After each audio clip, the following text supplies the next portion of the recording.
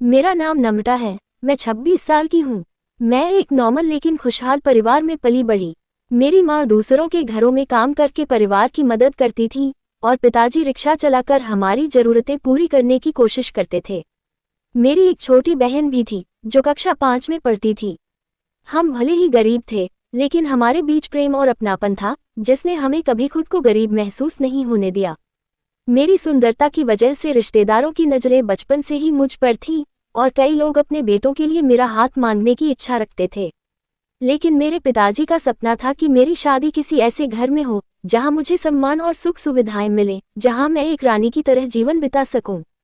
एक दिन हमारी पड़ोसन हमारे लिए एक प्रतिष्ठित और संपन्न परिवार से एक अच्छा रिश्ता लेकर आई, जिसने मेरे भविष्य के दरवाजे खोल दिए। जब पड़ोसन ने मेरे माता पिता को उस अच्छे घराने के रिश्ते के बारे में बताया, तो माँ और पिताजी के चेहरे पर उम्मीद की एक झलक दिखी। वे हमेशा चाहते थे कि मेरी शादी ऐसे परिवार में हो जहां मुझे किसी चीज की कमी न हो। कुछ दिनों बाद वह परिवार मुझे देखने के लिए हमारे घर आया। वे काफी सभ्य और संपन्न लोग थे। उनका बेटा आर्यन पढ़ा लिखा और सुलझा हुआ इंसान था। उसने मेरी तरफ देखकर हल्की मुस्कान दी, जिससे उसके विनम्र स्वभाव का एहसास हुआ। उसकी माँ ने मेरी माँ से कहा, हमें बहू नहीं बेटी चाहिए। ये सुनकर मेरे माता पिता को सुकून मिला। पिताजी ने मेरी ओर देखा, मानो पूछ रहे हों क्या तुम खुश हो। मैंने नजरें झुका ली, लेकिन दिल में एक अजीब सी हलचल महसूस हुई। फिर धीरे धीरे शादी की तैयारियां शुरू हो गईं। मेरी शादी को कुछ ही दिन हुए थे और मैं धीरे धीरे अपने नए घर के माहौल में ढलने की कोशिश कर रही थी। आर्यन के विदेश जाने के बाद ससुराल में मेरे और मेरी सास के अलावा कोई नहीं था। मेरी सास बहुत धार्मिक और शांत स्वभाव की थी, दिन भर पूजा पाठ में लगी रहती। मैं खुद को खुशनसीब मान रही थी कि मुझे इतनी अच्छी सास मिली। लेकिन वक्त के साथ कुछ अजीब चीजें महसूस होने लगी। रात के समय जब सब कुछ शांत होता, तब अचानक मेरी सास के कमरे से किसी लड़की की दर्द भरी चीखें सुनाई देने लगती। पहली बार जब मैंने सुना तो मुझे लगा कि शायद मेरा वहम होगा। लेकिन जैसे जैसे रातें गुजरती गईं, ये आवाजें तेज और डरावनी होती गईं। ऐसा लगता था जैसे कोई किसी पर जुल्म कर रहा हो, कोई मदद के लिए पुकार रहा हो। जब मैं हिम्मत जुटाकर उनके कमरे में झांकती तो वहां सब कुछ नॉर्मल नजर आता। मेरी सास गहरी नींद में होती और कमरे में कोई और नहीं दिखता। ये देखकर मैं खुद को समझाने की कोशिश करती कि शायद मेरा भ्रम होगा।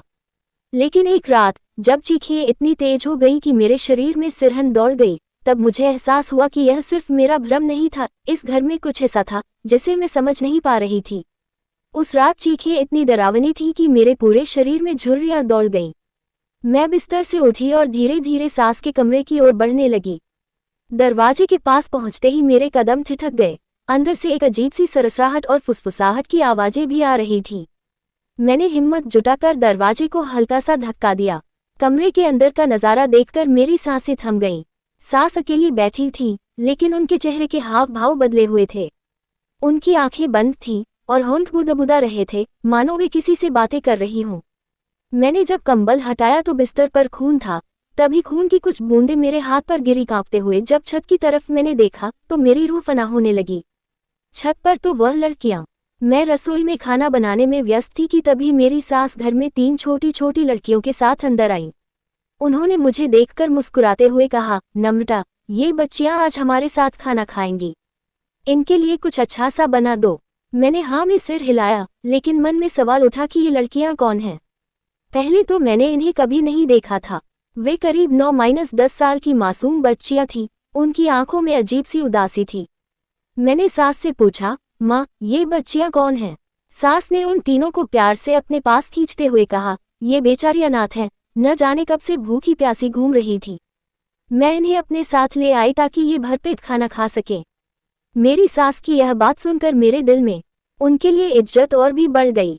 मैंने बिना देर किए किचन में जाकर खाना बनाना शुरू कर दिया। जब खाना परोसा गया तो वे बच्चियां टूट पड़ीं। ऐसा लग रहा था जैसे उन्हें कई दिनों से भरपेट भोजन नसीब नहीं हुआ था। वे इतनी भूखी थीं कि निवाले उनके हाथ से गिर रहे थे। ये देखकर मेरा दिल पसीज गया। मैंने उन्हें अपने पास बिठाया और खुद अपने हाथों से खिलाने लगी। उनके मासूम चेहरे और आंखें देखकर मैं सोचने लगी कि अनाथ बच्चों की जिंदगी कितनी कठिन होती है।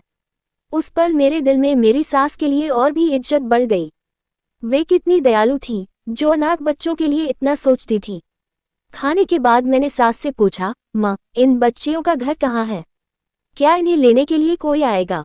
मेरे इस सवाल पर सास एक पल के लिए चुप हो गईं। उनका चेहरा अचानक गंभीर हो गया। फिर उन्होंने गहरी सांस लेते हुए कहा, क्या हो गया है बहू? ये बेचारी अनाथ हैं। अगर ये कुछ वक्त हमारे घर में रुक जाएंगी तो इसमें क्या बुरा है? सास की बात सुनकर मैं चुप रही, लेकिन उनके आखिरी शब्द मेरे दिल में गूंजने लगे। क्या पता इनकी दुआ लग जाए और तुम्हारी गोद भी भर जाए। उनकी इस बात ने मुझे फिर से मेरी सबसे बड़ी कमी का एहसास दिला दिया। मेरी शादी को 6 साल हो चुके थे, लेकिन अभी तक भगवान ने मुझे मां बनने का सुख नहीं दिया था। मैं सास के कमरे से बाहर निकली तो मेरी नज़र उन बच्चियों पर पड़ी।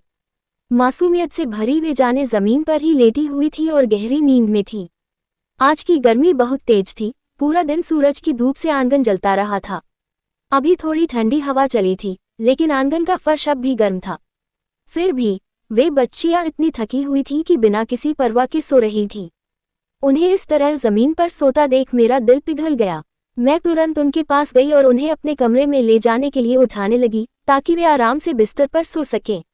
लेकिन तभी सास ने मुझे रोकते हुए कहा, इन्हें मेरे कमरे में सुला दो, वहां ये सुकून से सो सकेंगी। सास की बात सुनकर मैं रुक गई और बच्चियों को उनके कमरे में ले जाकर सुला दिया। वे इतनी गहरी नींद में थीं कि उन्हें जगाने की जरूरत भी नहीं पड़ी। इसके बाद मैं किचन में चली गई और बाकी का काम निपटाने लगी। जब सब कुछ खत्म हो गया तो मैं अपने कमरे में आई और बिस्तर पर लेट गई। लेकिन न जाने क्यों मेरे मन में एक अजीब सी बेचैनी थी। मेरे पति विदेश में रहते थे और मैं अक्सर रातों में उनके बारे में सोचते सोचते सो जाया करती थी। लेकिन उस रात अचानक मुझे ऐसा एहसास हुआ जैसे कोई सिसकियां भरकर रो रहा हो। मेरी नींद अचानक टूट गई और मैंने घबराकर अपनी आंखें खोल दी। कमरे में घना सन्नाटा था, बस दीवार घड़ी की टिक टिक की आवाज सुनाई दे रही थी। लेकिन वह रोने की आवाज, जो अभी कुछ पल पहले मेरे कानों में गूंज रही थी, अब पूरी तरह से थम चुकी थी। मैंने चारों ओर देखा, लेकिन सब कुछ वैसा ही था जैसा सोने से पहले था। फिर भी मेरे दिल की धड़कनें तेज थीं, मानो कुछ अजीब होने वाला हो। मुझे पहले तो लगा कि यह सिर्फ मेरा वहम है, लेकिन तभी रोने की आवाज दोबारा सुनाई देने लगी। इस बार आवाज रुकने के बजाय लगातार तेज होती जा रही थी, जैसे कोई पास ही बैठा सिसकियां भर रहा हो। डर और घबराहट में मैं झटके से उठकर बैठ गई। मेरे दिल की धड़कनें तेज हो गईं। कमरे में हल्का अंधेरा था और बाहर की ओर से आती ठंडी हवा ने माहौल को और भी अजीब बना दिया था। मैं धीरे धीरे बिस्तर से उतरी और दरवाजे की ओर कदम बढ़ाने लगी, लेकिन मेरे पैरों में एक अजीब सा डर समा गया था। आखिर उन बच्चियों को क्या हो गया? इतनी जोर जोर से वे क्यों रो रही थीं? और सबसे अजीब बात, सास तो उनके पास थी, फिर वे उन्हें चुप क्यों नहीं करवा रही थी? मैं बिना समय गंवाए तुरंत सास के कमरे की ओर भागी। मेरे दिल की धड़कन तेज थी, हाथ कांप रहे थे। जैसे ही मैंने दरवाजा खोला, मेरे सामने जो नजारा था उसने मुझे अंदर तक झकझोर दिया। कमरे में घना सन्नाटा पसरा हुआ था, न कोई चीख, न कोई रोने की आवाज। वह तीनों लड़कियां सास के बिस्तर पर बिल्कुल शांत लेटी थीं, मानो गहरी नींद में हों। उनके चेहरे पर कोई चिंता या बेचैनी का निशान तक नहीं था।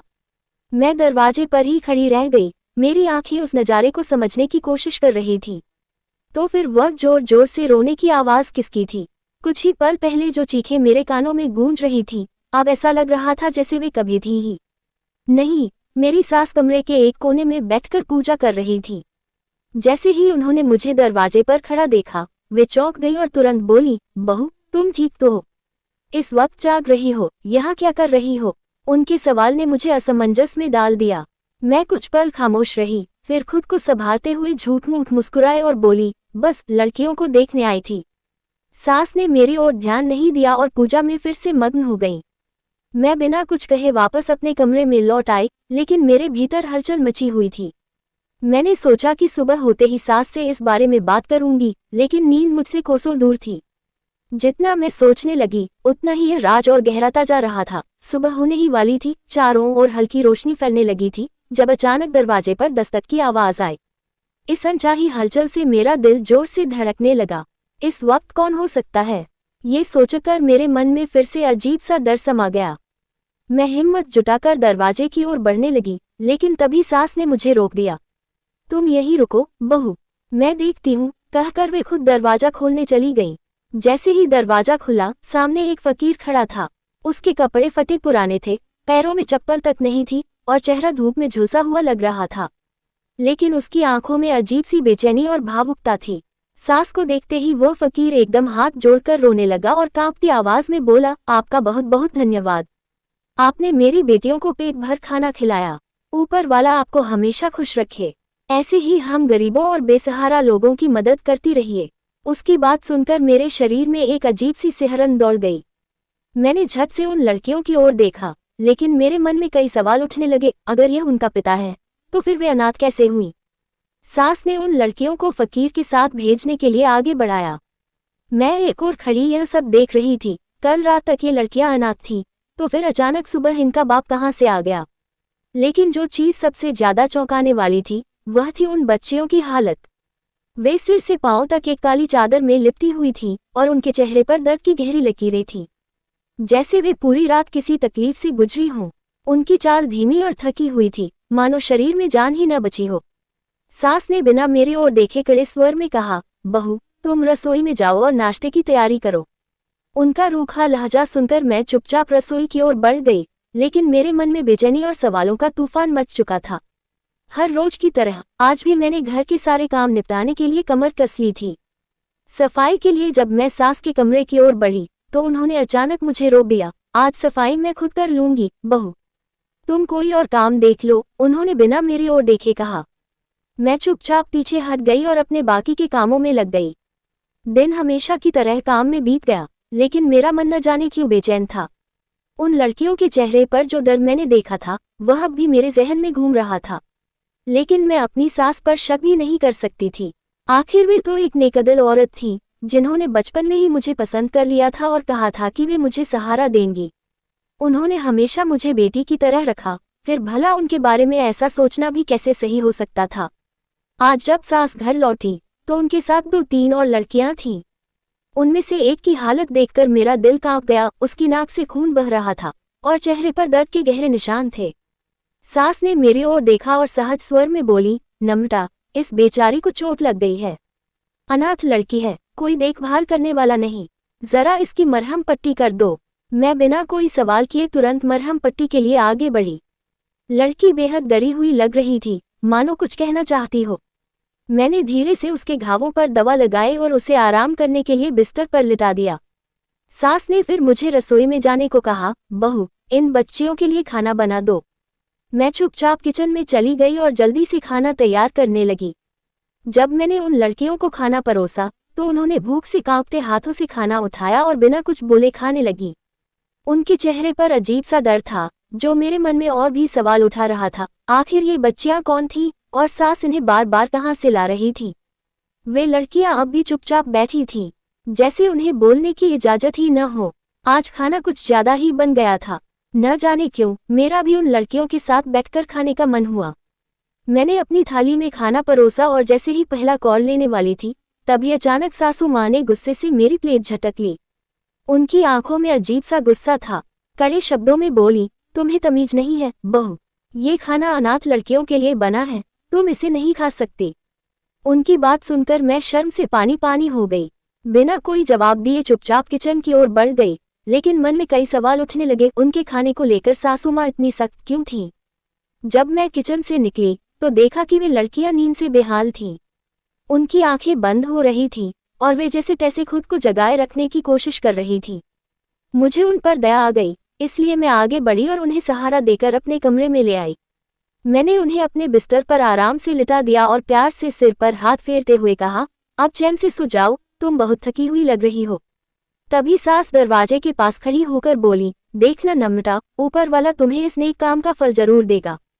जल्द ही तुम्हारी गोद भी भर जाएगी। उनके शब्द मेरे दिल में कहीं गहरे उतर गए। बिना कुछ कहे मैं अपने कमरे में गई और बिस्तर पर लेट गई। अभी आधा घंटा ही हुआ था कि अचानक घर में दिल दहला देने वाली चीखें गूंज उठी। यह आवाज इतनी दर्दनाक थी कि मेरे रोंगटे खड़े हो गए। लड़कियां ऐसे चीख रही थीं जैसे किसी ने उन्हें बहुत बड़ी तकलीफ दी हो। मेरा दिल तेजी से धड़कने लगा। मैं तुरंत उठकर बैठ गई और गौर करने लगी। आवाज सास के कमरे से आ रही थी। घबराकर मैं तेजी से दौड़ पड़ी और उनके दरवाजे तक पहुंची, लेकिन दरवाजा अंदर से बंद था। मैंने घबराहट में दरवाजे को जोर जोर से पीटना शुरू कर दिया। सासू माँ, दरवाजा खोलिए, ये कैसी आवाजें आ रही हैं? मगर अंदर से कोई जवाब नहीं आया, सिर्फ उन लड़कियों की चीखें अब भी गूंज रही थी। कुछ तो बहुत गलत हो रहा था। आज सास की तबीयत भी ठीक नहीं थी, इसलिए मुझे एक पल के लिए लगा कि कहीं उन्हें ही तो कुछ नहीं हो गया। घबराहट में मैंने दरवाजा जोर जोर से पीटना शुरू कर दिया। कुछ देर बाद दरवाजा खुला और मैंने जो देखा उससे मैं और भी हैरान रह गई। सासू माँ बिल्कुल नॉर्मल थी, जैसे कुछ हुआ ही ना हो। वे जमाए लेते हुए बोली, बहू क्या हुआ? इतनी रात को दरवाजा क्यों पीट रही हो? सुबह हो गई है क्या? लड़कियां जाग जाएंगी। उनकी बात सुनकर मैं हड़बड़ा गई और तुरंत बोली, माँ मुझे लड़कियों की रोने की आवाज आ रही थी। सब ठीक तो है? मेरे सवाल पर उन्होंने जरा भी घबराहट नहीं दिखाई। एक पल के लिए मेरी आंखों में देखा, फिर हल्के से मुस्कुराते हुए बोली, नम्रता लड़कियां तो गहरी नींद में सो रही हैं। तुम्हें शायद कोई भ्रम हुआ होगा। इतना कहकर उन्होंने धीरे से दरवाजा बंद कर लिया और मैं खुद भी उलझन में पड़ गई। क्या सच में मुझे भ्रम हुआ था या फिर यहाँ कुछ ऐसा था जिसे मैं समझ नहीं पा रही थी? मैं चुपचाप अपने कमरे में लौट आई, लेकिन मन बेचैन था। जैसे ही बिस्तर पर लेटी, फिर वही डरावनी आवाजें कानों में गूंजने लगी। मेरा दिल तेजी से धड़कने लगा। हिम्मत जुटाकर फिर से सासू माँ के कमरे की ओर बढ़ी, लेकिन जैसे ही दरवाजा खोला, आवाजें अचानक गायब हो गईं। मैं थिरक गई। आखिर ये क्या हो रहा था? क्या ये सिर्फ मेरा भ्रम था या फिर कुछ ऐसा था जो मेरी नजरों से छिपाया जा रहा था? इस उलझन में मेरी पूरी रात जागते हुए ही गुजर गई। सुबह की पहली किरण फूटने को थी कि दरवाजे पर फिर से वही दस्तक हुई। मैं चौंकी। ये वही फकीर था जो कल आया था। सास ने बिना किसी हिचकिचाहट के लड़कियों को उठाया और उन्हें फकीर के साथ भेजने लगी। उनकी आंखों में कोई भाव नहीं थे, मानो ये रोज का ही कोई मामूली काम हो। मैं दरवाजे के एक कोने से ये सब देख रही थी, लेकिन इस बार मेरा मन और भी घबराया हुआ था। आखिर इन लड़कियों की सच्चाई क्या थी? मैंने एक बात पर खास ध्यान दिया था, वे लड़कियां हमेशा डरी सहमी सी रहती थीं। फकीर उन्हें अपने साथ ले जा चुका था और सास हमेशा की तरह अपने कमरे में चली गई। यह अब रोज की बात हो गई थी। हर कुछ दिनों बाद सासू माँ नई लड़कियां लेकर आती, कहती कि वे अनाथ हैं और उन्हें सहारे की जरूरत है। लेकिन मुझे जो बात सबसे ज्यादा अजीब लगती थी वही कि जो खाना उनके लिए बनाया जाता वह न तो खुद खाती और न ही मुझे खाने देती। बस लड़कियों को ही खिलाया जाता और अगले दिन वे लड़कियां फकीर के साथ चली जाती। ये रोज का सिलसिला बन चुका था। लेकिन जो सबसे ज्यादा परेशान करने वाली बात थी वही कि मेरी सास खाने में कोई नशीली दवा मिला देती थी। शायद यही वजह थी कि मैं चाहकर भी पूरी तरह सच का पता नहीं लगा पा रही थी। रोज रोज की इन अजीब घटनाओं ने मुझे अंदर से बेचैन कर दिया था। ऐसा लगने लगा था जैसे मैं पागल हो रही हूँ। लेकिन इस बार मैंने ठान लिया था, अब मैं हर हाल में सच्चाई जानकर रहूंगी। आज भी सास 4 नई लड़कियों को लेकर आई थी। हर बार की तरह कमरे से दिल दहला देने वाली चीखें गूंजने लगी। लेकिन इस बार मैं पीछे हटने के बजाय दरवाजे के पास ही खड़ी हो गई और ध्यान से सुनने लगी। कुछ देर बाद सास कमरे से बाहर निकली। मैंने तुरंत मौके का फायदा उठाया और धीरे से कमरे के अंदर दाखिल हो गई। मेरा दिल जोर जोर से धड़क रहा था। अंदर कदम रखते ही एक अजीब सिहरन मेरे पूरे शरीर में दौड़ गई। कमरे में चारों तरफ घना अंधेरा फैला था। मैंने कांपते हाथों से कमरे की लाइट जलाई और जो सामने देखा उसने मेरी रूह तक हिला दी। एक मासूम बच्ची पंखे से लटकी हुई थी। उसका नन्हा सा शरीर बेजान और ठंडा पड़ चुका था। मेरे पैर जमीन से जैसे जम गए थे। मैं पूरी तरह सन्न हो गई थी। कमरे के कोने में बाकी 3 लड़कियां डर से सिमटी हुई बैठी थीं। उनकी आंखों में खौफ साफ झलक रहा था, जैसे वे भी किसी अनहोनी के इंतजार में हों। ये सब देखकर मेरी आत्मा कांप उठी। मेरे दिमाग में सैकड़ों सवाल दौड़ने लगे। आखिर यह सब क्या हो रहा था? इन लड़कियों के साथ ऐसा क्या किया जा रहा था? और सबसे बड़ा सवाल, मेरी सास इस सब में कहाँ तक शामिल थी? इन्हीं सवालों के बीच दरवाजे पर आहट हुई। मैंने घबराकर पीछे मुड़कर देखा। मेरी सास कमरे के अंदर दाखिल हो चुकी थी। मेरी सास मुझे देखकर घबरा गई। उनके चेहरे पर डर और बेचैनी साफ झलक रही थी। बहू, इसमें हमारा कोई दोष नहीं है, उन्होंने हड़बड़ाते हुए कहा। ये सब इसकी माँ की गलती है।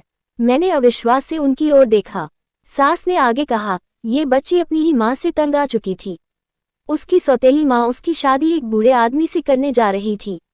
अगर आज इसने अपनी जान नहीं दी होती तो शायद कल उसकी शादी उस आदमी से हो चुकी होती। मैं अवाक रह गई। ये सुनकर मेरा दिल दहल गया। क्या सच में इस मासूम बच्ची ने इस जुल्म से बचने के लिए अपनी जान दे दी? मेरी सास जोर जोर से रो रही थी, लेकिन उनके आंसू मुझे झूठे लग रहे थे। अचानक उन्होंने अपने मोबाइल से किसी को कॉल किया। कुछ ही देर में वही फकीर दरवाजे पर आ खड़ा हुआ। मुझे समझ नहीं आया कि आखिर हर बार यह फकीर ही क्यों आता है। इस बार मैंने मौका नहीं गंवाया। मैं तुरंत उन डरी सहमी लड़कियों के पास गई और उनसे सच्चाई पूछी। जो कुछ भी उन्होंने बताया वह सुनकर मेरी आत्मा कांप उठी। मैं चुपचाप सब सुनती रही, लेकिन इस बार मैंने पूरी बात अपने फोन में रिकॉर्ड कर ली। अब मेरे पास सच्चाई को सामने लाने का एक मौका था। वह दोनों फकीर मृत बच्ची और बाकी तीनों लड़कियों को लेकर जाने ही वाले थे कि अचानक घर के बाहर पुलिस की गाड़ियां आकर रुकी।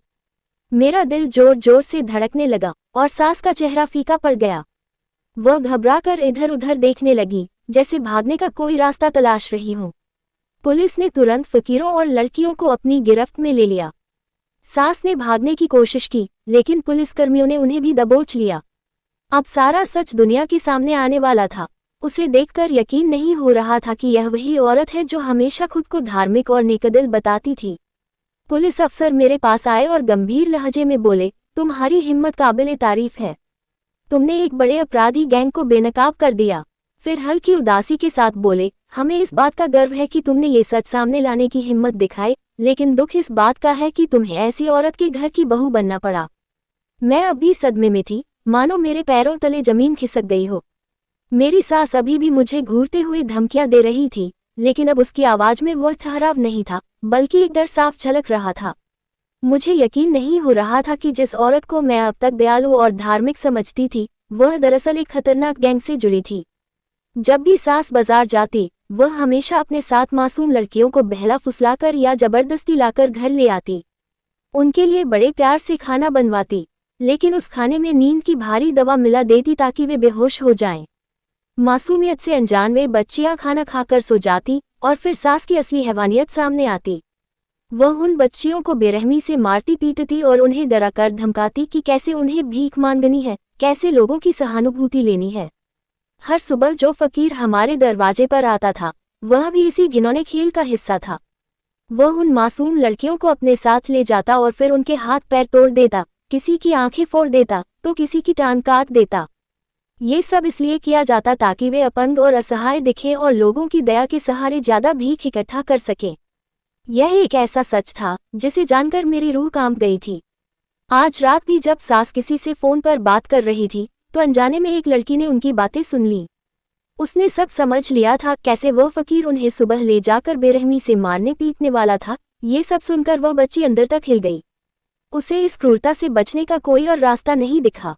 डर, बेबसी और दर्द से भरी उस मासूम ने पंखे से लटककर अपनी जान देना ही बेहतर समझा।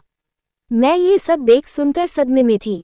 यकीन ही नहीं हो रहा था कि मेरी अपनी सास, जो हमेशा धर्म और करुणा की बातें करती थी, अंदर से इतनी निर्दयी हो सकती है। कैसे कोई इंसान इतना गिर सकता है। दोस्तों, उम्मीद करती हूँ कि आपको हमारी कहानी पसंद आई होगी। अगर कहानी पसंद आए हो तो वीडियो को लाइक करें।